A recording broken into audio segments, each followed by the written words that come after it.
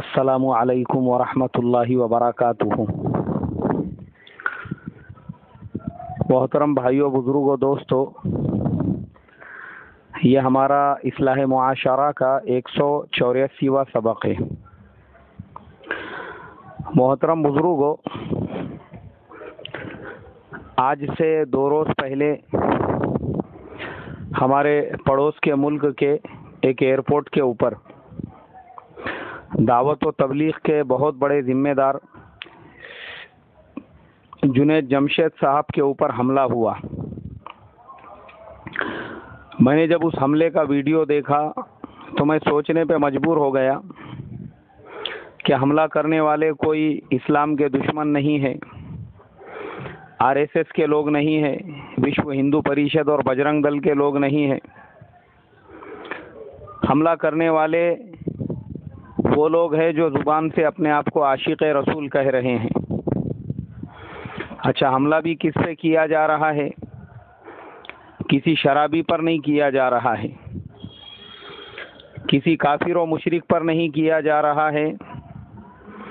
کسی اسلام کے دشمن پر نہیں کیا جا رہا ہے، ایک ایسے نہتے دائی کے اوپر کیا جا رہا ہے جو انسان کسی زمانے میں فسق و فجور کی زندگی گزارا کرتا تھا، جو انسان ناچ گانے کا عادی اور شوقین تھا،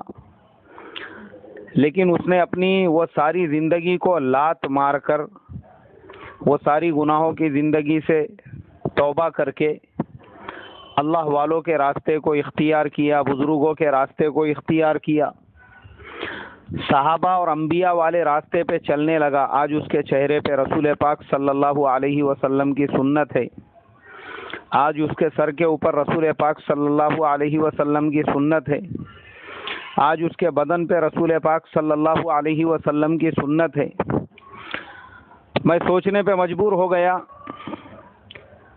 کہ یہ مارنے والوں کو میں کیا نام سے پکاروں، اور میں یہ فیصلہ کر نہیں سکا کہ عاشق رسول کون ہے، جس کے سر پہ نبی کا سر ہے، نبی کی سنت ہے، جس کے چہرے پہ نبی کے جیسا جس کا چہرہ ہے، جس کے بدن پہ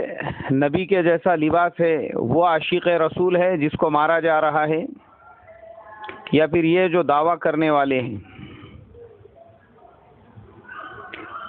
میرے ذہن میں بار بار یہ سوال آنے لگا کہ ارے داڑھی ٹوپی والے اور جبے والے کے ساتھ میں تو ہندوستان میں بھی اتنا ادب اور احترام کا معاملہ کیا جاتا ہے کہ ہمارے ہندوستان میں بھی اگر کوئی داڑھی ٹوپی والا ہے، لوگ اس کو شرافت کی اور محبت کی نظر سے دیکھتے ہیں۔ کوئی اگر دکان والا داڑھی ٹوپی والا ہے تو خود ہمارے غیر مسلم جو بھائی ہے وہ اس کی دکان پہ سے سامان لینے میں اپنے لیے ایک محبت کی علامت سمجھتے ہیں، ان کو ایک امن، ایک سکون محسوس ہوتا ہے، اطمینان ہوتا ہے کہ اگر کسی داڑھی ٹوپی والے کے دکان پر سے ہم کچھ خریدے تو ہم کو صحیح چیز ملیں گی۔ اور ایک ایسے ملک میں جسے بنایا گیا اسلام کے نام پر، وہاں پہ داڑھی ٹوپی والوں پہ ایسے حملے ہو رہے ہیں، ان کا ایسا مذاق بنایا جا رہا ہے، یہ ہمارے لیے بہت زیادہ حیرت کی بات ہے۔ اس سے اچھا تو پھر ہندوستان کے مسلمان امن و امان میں ہیں کہ اللہ کا کروڑہ درجے ہمارے اوپر فضل ہوا، احسان ہوا۔ میں مانتا ہوں ہمارے ملک میں بھی اسلام دشمن بڑی بڑی تنظیمیں ہیں، لیکن میں نے اکثر دیکھا ہوں کہ وہ تنظیم کے لوگ بھی ہمارے لیڈروں کو برا بھلا کہیں گے، اعظم خان صاحب کے بارے میں کہیں گے، اسد الدین اویسی کے بارے میں کہیں گے، شکیل احمد صاحب کے بارے میں کہیں گے، سلمان خورشید کے بارے میں کہیں گے، اور غلام نبی آزاد کے بارے میں کہیں گے، لیکن میں نے کبھی بھی اسلام دشمن تنظیموں کے لیڈروں کو بھی ہمارے اکابرین کی شان میں کوئی گستاخی کرتے ہوئے نہیں دیکھا، بلکہ الٹا ادب کرتے ہوئے دیکھا ہوں۔ مجھے یاد ہے اچھی طرح سے، ایک مرتبہ مجھے ایک جلسے میں شرکت کا موقع ملا، ہمارے ایک بڑے اکابر اس میں آنے والے تھے، میں بھی اسٹیج کے اوپر تھا، وہاں پہ کچھ غیر مسلم بڑے بڑے لیڈر بیٹھے ہوئے تھے، پنڈت بیٹھے ہوئے تھے۔ ہمارے اکابر جب وہاں پہ پہنچے تو سارے لوگ ادب سے کھڑے ہو گئے۔ ایک دو لیڈروں کو میں نے دیکھا ایک دو پنڈتوں کو میں نے دیکھا، وہ آگے بڑھے ان کے پیر چھونے کے لیے، تو ہمارے وہ اکابر پیچھے ہٹ گئے۔ یعنی دیکھو یہ ملک ہمارا ہندوستان واقعی میں بھی ہماری جو گنگا جمنا جمنی جو تہذیب ہے اور جو یہاں پہ محبت اور ملنساری ہے، میں اس کو سلام کرتا ہوں کہ ایک ملک جسے اسلام کے نام پہ بنایا گیا، وہاں خود مسلمانوں میں اتنا انتشار، مسلمانوں میں آپس میں اتنا توڑ، مسلمان ایک دوسرے کی جان کے ایسے دشمن بنے ہوئے ہیں۔ مجھے لگتا ہے ہمارے ہندوستان کے کتے بھی ایک دوسرے کے ایسے دشمن نہیں ہوں گے جیسے اس ملک میں خود مسلمان فرقوں، جماعتوں اور مسلکوں کے نام پہ ایک دوسرے کے دشمن بنے ہوئے ہیں۔ کہیں پہ تو مسجدوں کو برباد کیا جا رہا ہے، کہیں پہ مدرسوں پہ حملے کر کے مدرسے کے معصوم بچوں کو شہید کرایا جا رہا ہے، کہیں پہ تو ایک دوسرے کے فرقے اور مسلک کے علماء پہ حملے کر کے ان کو شہید کرایا جا رہا ہے، کہیں پر تو اسکول میں پڑھنے والے معصوم بچوں پہ حملے کیے جا رہے ہیں، کہیں پر بسوں پہ حملے ہو رہے ہیں، کہیں پہ اسٹیشنوں پہ حملے ہو رہے ہیں۔ وہ پورے ملک کو تباہی اور بربادی، یعنی ایک چلتا پھرتا قبرستان بنا دیا گیا بولے تو مجھے لگتا ہے اس میں کوئی شک نہیں ہوگا۔ اور یہ سب کس کے نام پہ ہو رہا ہے؟ حیرت کی بات ہے، افسوس ہوتا ہے بولتے ہوئے، یہ سب اسلام کے نام پہ ہو رہا ہے، اور کرنے والے اپنے آپ کو اسلام کا، اور وہ یہی نعرے لگا رہے ہیں کہ ہم بھی عاشق رسول ہیں، ہم محب اسلام ہیں، ہم اسلام کے چاہنے والے ہیں۔ یہ اسلام ہے؟ ارے کس نے بتایا تم کو یہ اسلام ہے؟ ارے سالے جنگلی جاہل ہو، چلو جاہل ہے رے تم، پورے کے پورے جاہل ہو تم، جو اسلام کے نام پہ تم نے پوری دنیا میں مسلمانوں کے اور اسلام کے ناموں کو داغ اور دھبے لگا دیے۔ جاہلوں، کبھی اسلام کے ڈیفینیشن کو قرآن اور حدیث میں کھول کے دیکھو، تب تم کو سمجھ میں آئے گا کہ اسلام کیا ہے۔ اسلام کو دیکھنا ہے تو تمہارے جیسے جنگلی جاہل جو ہے، جو ایسے اللہ والوں پہ حملہ کرنے والے، اپنے مسجدوں کو برباد کرنے والے، مدرسوں کے معصوم بچوں کو شہید کرنے والے، علماء پہ حملے کرنے والے، علماء کو گالیاں دینے والے، بڑے بڑے علماء کے کارٹون بنا کے فیس بک واٹس ایپ پہ ان کا مذاق بنانے والے جنگلیوں، وہ اسلام نہیں ہے۔ اسلام دیکھو رسول پاک صلی اللہ علیہ وسلم کی زندگی، اسلام پیار کا نام ہے، اسلام محبت کا نام ہے، اسلام ملنساری کا نام ہے۔ میرے پیارے آقا صلی اللہ علیہ وسلم کی زندگی کو جب میں دیکھتا ہوں، حیرت ہوتی ہے تم لوگوں کے اوپر کہ تم کس منہ سے اپنے آپ کو عاشق رسول کہتے ہو۔ یہاں تو میرے آقا صلی اللہ علیہ وسلم کی مبارک زندگی ایسی کہ جنہوں نے راستے میں کانٹے بچھائے، پتھروں سے لہو لہان کر دیا، ان کو معاف کر دیا۔ طائف کے اندر 3 میل تک پتھروں سے مارتے رہے، سر کے بالوں سے لے کے تو پیر کی جوتیاں تک خون میں لہو لہان ہو گئی۔ اور میرے آقا صلی اللہ علیہ وسلم کی خدمت میں جب فرشتہ آ کے کہتا ہے آپ بس اشارہ کر دو، دونوں پہاڑوں کے بیچ میں مسل دوں، کہا کہ نہیں ایسا کبھی بھی مت کرنا، یہ بیچارے نادان ہیں، ان کو نہیں معلوم ہے میں کون ہوں، ان کو معاف کر دو۔ اور پیارے آقا نے معاف کر دیا، کہا کہ ٹھیک ہے یہ مسلمان نہیں ہوئے تو کیا ہوا، ان کی نسلیں مسلمان ہوں گی۔ ارے یہ اسلام ہے، معافی کا نام اسلام ہے۔ چلو کھانے کے واسطے تمہارے پاس اناج نہیں ہے، مگر ہتھیار خریدنے کے لیے پیسہ ہے تمہارے پاس میں، اور اس کو تم لوگ اسلام کا نام دے رہے ہو۔ کون سا اسلام؟ اسلام دیکھنا ہے تو محمد عربی صلی اللہ علیہ وسلم کی زندگی میں دیکھو کہ حضور پاک صلی اللہ علیہ وسلم نے اپنے چچا حضرت حمزہ کو شہید کرنے والے فتح مکہ کے بعد اس وحشی کو بھی معاف کر دیا۔ وہ ہندا جس نے ان کا کلیجہ نکال کر چابا تھا، اس کو بھی معاف کر دیا۔ یہ ہے رے اسلام، یہ ہے اسلام، اس کو اسلام بولتے، اس کو اسلام نہیں بولتے۔ جو اسلام کے نام پہ تم لوگوں نے ہندوستان کے 3 ٹکڑے کر دیے، لیکن آج تک تم نے اپنے ملک میں اسلام کو زندہ نہیں کیے۔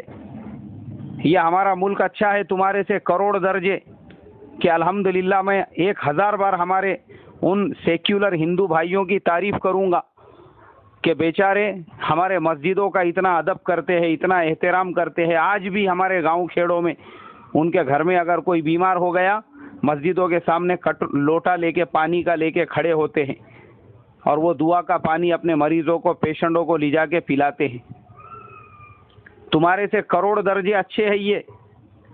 بھلے ہی ہمارے اور ان کے مذہب کے بیچ میں فرق ہے، لیکن دلوں کے اندر اتنی محبت ہے۔ کرناٹکا کے اندر میں ایک علاقے میں جماعت میں گیا، میں امیر تھا جماعت کا، مسجد کو تالا لگا ہوا، پریشان ہو گئے ہم لوگ، تو حجام کی دکان تھی، وہ حجام آیا ہمارے پاس، بولے یہ مسجد بند ہے۔ میں بولا بھائی کیوں بند ہے؟ بولے نہیں، وہ 10 محرم کے ٹائم پہ تمہارے لوگوں میں آپس میں لڑائی ہوئے، جھگڑے ہوئے مسجد کے اندر سواریاں بٹھانے کے اوپر سے، اور وہ لڑائی جھگڑوں کی وجہ سے یہ مسجد پچھلے 6-7 مہینے سے بند ہے، اس کو تالا لگے ہوا ہے، نہ یہاں پہ اذان ہوتی، نہ یہاں پہ جماعت ہوتی، نہ یہاں پہ کچھ ہوتا، کچھ بھی نہیں ہوتا، بولے نماز ہوتی نہ اذان ہوتی۔ میں نے کہا بھائی ہم لوگ تو گاؤں کے لوگ ہیں، باہر کے لوگ ہیں، جماعت لے کر یہاں پہ آئے ہیں، اب ہم نے کیا کرنا؟ میں اللہ کو گواہ رکھ کے یہ بات کہہ رہا ہوں، وہ حجام غیر مسلم، وہ بستی غیر مسلموں کی، مکانات غیر مسلموں کے، اور مسجد کے بالکل اپوزٹ میں ایک بہت بڑا پتھر کا پرانے زمانے کا بنے ہوا مندر، جس کے سامنے کم سے کم ایک 70 سے 75 فٹ کا ایسا پورا پتھر کا چبوترا تھا، جہاں پہ کچھ لوگ مختلف جگہ پہ بیٹھے ہوئے تھے۔ اس نے ایک جھاڑو اور کھراٹا لے کر آیا، اپنے ہاتھ سے وہ پورا کھراٹا مار کے اس کو صاف کیا، اور صاف کرنے کے بعد بولا ٹھیک ہے میں کوشش کرتا ہوں یہ مسجد کے کوئی ذمہ دار اگر آتے ہیں تو، لیکن آپ لوگ یہاں پہ بیٹھو۔ ہم لوگوں نے شطرنجیاں بچھا کے وہاں پہ بیٹھے، اور ہم نے فضائل اعمال کی تعلیم شروع کر دی ہے مشورے کے بعد میں، اور وہ بیچارہ بکیٹ بھر کے بعد میں پانی لے کر آیا، وہاں پہ پینے کے لیے پانی لے کر آیا۔ کون؟ میں کسی مسلمان کی بات نہیں کر رہا ہوں، مسلمانوں نے تو آپس میں لڑائی جھگڑے کر کے ایک دوسرے کے گریبان پھاڑ کے مسجد کو تالا لگا دیے تھے۔ یہ مسجد کے سامنے ایک حجام بھائی کی ہمارے دکان تھی غیر مسلم کی، یہ اس کے اخلاق میں آپ کو بتا رہا ہوں۔ یہ ہمارا ہندوستان ہے جہاں پہ دعوت و تبلیغ کی محنت کرنے والوں کی غیر مسلم بھی ایسی عزت کرتے ہیں، غیر بھی ان سے اتنی محبت کرتے ہیں۔ اور میں آپ کو بتاتا ہوں پریکٹیکل، میرے اپنے ضلع کے اندر ایک گاؤں میں ہمارے یہاں کی ایک جماعت جاتی تھی 3 دن کی، تو ایک ساتھی کارگزاری سنانے لگے، بولے وہ گاؤں کے اندر مسلمان جماعت کا ساتھ دینے کو تیار نہیں، تو ایک غیر مسلم پٹیل وہ گاؤں کا، وہ رہبر بن کے جماعت والوں کی پورے بستی کے مسلمانوں سے ملاقات کراتا تھا، اور مسلمانوں سے یہ کہتا تھا ارے یانا निघाना बाहेर आणि भेटा ना, पाहुणे आलेले आहे ना, तुमचे पाहुणे आहे, आमचे पाहुणे नाही, पण जे तुमचं करायचं काम आहे ते आम्हाला करावं लागतात। उन लोगों से ये कहता था मुसलमानों से, अरे निकलो रे घर के बाहर, मिलो ना, ये बेचारे अपना घर बार सब कुछ छोड़ के तुम्हारे गांव खेड़े में आके तुमको दावत देने के लिए आए हुए हैं, तो तुम मिलने को तैयार नहीं है। तुम्हारा काम है इनको साथ में लेके गांव वालों से मिलाना, तो मुझे तुम्हारे काम को अंजाम देना पड़ता है, ये मेरा काम नहीं है। اور وہ غیر مسلم پٹیل پورے مسلمانوں کے گھروں پہ لے جا کے جماعت کے ساتھیوں کی ملاقات کراتا تھا۔ یہ ہے ہمارا ملک ہندوستان، اور وہاں پہ تم نے اسلام کے نام پہ، ارے میں مانتا ہوں اگر کسی آدمی سے انجانے میں بھول سے کوئی لغزش ہو گئی، کچھ الفاظ اس کی زبان سے نکل گئے، وہ آدمی اپنی غلطی کو قبول کر رہا ہے اور یہ کہہ رہا ہے کہ ہاں بھائی میرے سے غلطی ہو گئی، تو اس کو معاف کر دینا چاہیے۔ یہ اس کے اور اللہ کے بیچ کا معاملہ ہے۔ ٹھیک ہے اگر آپ کے دل اتنے بڑے نہیں ہیں، آپ اتنے تنگ نظر ہے، تو آپ کا ملک تو مسلمانوں کا ملک ہے نا، تو کورٹ میں کیس کرو، کورٹ فیصلہ دیں گی کہ بھائی اس آدمی کو معاف کرنا چاہیے یا اس کی کیا سزا دینا چاہیے۔ آپ کو کس نے حق دیا؟ مجھے بتائیے، آپ کو کس نے حق دیا ایک نہتے ایک اکیلے آدمی کو جو ایئرپورٹ کے اوپر جا رہا ہے، اس کے اوپر جو ہے ایک جھنڈ کی طرح سے آپ حملہ کر دو؟ اور میں نے دیکھا ہوں حملہ کرنے والوں کو اکسانے والا ایک ٹوپی والا بازو میں کھڑا ہوا شیطان، اس شیطان نے ہوا پھونکا، اس شیطان نے پہلے سب کو بھڑکایا، اچکایا، اس کے بعد مارنے والوں نے ان کے اوپر حملہ کیا، اور یہ شیطان شیرہ لگا کے بازو میں کھڑے رہ گیا تماشا دیکھتے ہوئے۔ ہر جگہ ہے ایسے شیطان، ہر مسجد میں ایسے شیطان ہیں، ہر بستی میں ایسے شیطان ہیں جو سامنے آئیں گے تو میٹھی میٹھی باتیں کریں گے، لیکن پیٹھ پیچھے لوگوں کو اچکانے کا، بھڑکانے کا، زہر پھیلانے کا کام کریں گے۔ وہاں پہ بھی ایک شیطان نے ایسا ہی کیا، جذباتی نوجوانوں کو ان کو اچکا دیا حملہ کرنے کے لیے، اور خود دور کھڑے رہ کے تماشا دیکھنے لگا۔ واہ، یہ ہے عشق رسول۔ حیرت ہوتی ہے مجھے تم لوگوں کے اوپر کہ تم کس منہ سے اپنے آپ کو، ایک ایسے انسان کو جس کے چہرے پہ عشق رسول کی نشانی تھی، سر پہ عشق رسول کی نشانی تھی، بدن پہ عشق رسول کی نشانی تھی، اس پہ حملہ کر کے پھر تم اپنے آپ کو، یعنی عمل کر رہے دشمن رسول کار، پھر اپنے آپ کو عاشق رسول کہہ رہے ہیں۔ اور مجھے معلوم ہے یہ جو لوگ مولانا طارق جمیل صاحب کے بھی تصویر کو توڑ مروڑ کے فیس بک اور واٹس ایپ پہ ڈالتے ہیں، اور جنید جمشید صاحب پہ بھی جو حملے کرنے والے ہیں، یہ صرف اور صرف اپنے بزدلی اور نامردانگی کو چھپانے کی نشانی ہے، کیونکہ یہ لوگ، ان کے جی میں دم نہیں ہے۔ یہ 1 کروڑ بھی مل گئے نا تو ایک مولانا طارق جمیل کی برابری نہیں کر سکتے، یہ 1 لاکھ بھی مل گئے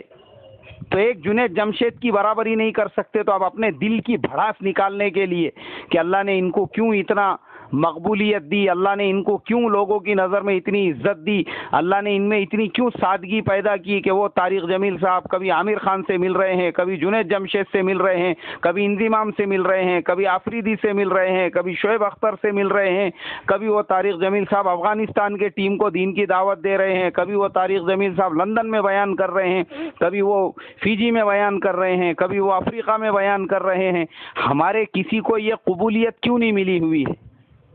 بس اس کا حسد اور جلن کہ یہ آدمی اپنی زبان سے جو بولتا ہے اس کی بات کو کیوں پوری دنیا بھر میں قبول کیا جاتا ہے اور ہمارے کسی کی بات کو کیوں قبول نہیں کیا جاتا ہے۔ جلن کے اندر، ارے تمہارے اندر دم ہے تو تم بھی پیدا کرو نا دوسرا طارق جمیل۔ دم رہے گا، مردانگی رہے گی تو پیدا کر سکو گے نا۔ جب نہیں ہے اپنے اندر طاقت تو یہ بھڑاس نکالنے کا طریقہ، ان کے اوپر حملے کرنا، ان کے کارٹون بنانا، ان کا مذاق اڑانا، ان کے بارے میں جو ہے نئی نئی چیزیں لکھنا، اس سے کوئی فرق پڑنے والا نہیں ہے۔ تمہارے جیسے کتوں نے نبیوں کے خلاف بھی بھوکا تھا، صحابہ کے خلاف بھی بھوکا تھا، بزرگان دین اللہ والے ہر زمانے میں تمہارے جیسوں کی جماعت موجود تھی جو اپنے حسد اور جلن کی بھڑاس نکالنے کے لیے یہ اوچھی اور ذلیل حرکتیں کرتے آ رہے ہو۔ لیکن یاد رکھو اس سے اللہ والوں کے مقبولیت میں اور الحمدللہ ان کے عزت میں، عظمت میں، احترام میں رتی برابر کمی نہیں ہوتی ہے۔ اللہ ان کے چاہنے والوں میں دن دنیا رات چوگنی اور ترقی کرتے رہتا ہے، یہاں تک کہ اللہ نے غیروں میں بھی وہ مقبولیت دے دی۔ پچھلے دنوں ایک تصویر دیکھا کہ ہمارا ایک سکھ بھائی بھی مولانا طارق جمیل صاحب کو ایک تسبیح ہدیے میں پیش کر رہا ہے۔ سبحان اللہ، اس سے بڑھ کے اور کیا قبولیت کی نشانی ہوں گی کہ غیر بھی ان کے مرید بنے ہوئے ہیں۔ تم خالی بس اسی میں رہ جاؤ، جلنے میں، حسد کرنے میں، کڑنے میں، ان کے کارٹون بنانے میں، ان کا مذاق اڑانے میں۔ تم کو اللہ تعالیٰ نے یہ ابو جہل اور امیہ بن خلف اور اسلام کے دشمنوں کے کام میں لگا دیا ہوا ہے، بس تم یہی کام کرتے رہو، اور وہ اپنے کام میں لگے ہوئے ہیں۔ ہماری دعائیں ان کے ساتھ میں ہیں۔ اے اللہ ہمارے ان بزرگوں، ہمارے اکابرین کے جان کی، مال کی، عزت کی، آبرو کی حفاظت فرما، دائیں سے، بائیں سے، اوپر سے، نیچے سے، آگے سے، پیچھے سے، ہر طرف سے تو ہر بلا سے، ہر آفت سے ان کو محفوظ رکھ، اور ہمارے ہر مدرسے کی اور ہر مدرسے کی، ہمارے ہر مسجد کی اور دعوت و تبلیغ کے اس مبارک محنت کی، اور دارالعلوم دیوبند کی اور مرکز نظام الدین کی، اے اللہ اپنے فضل و کرم سے حفاظت فرما، اور ہمارے تمام اکابرین کی حفاظت فرما۔ اللہ مجھے آپ کو عمل کی توفیق عطا فرمائے۔ السلام علیکم ورحمۃ اللہ وبرکاتہ۔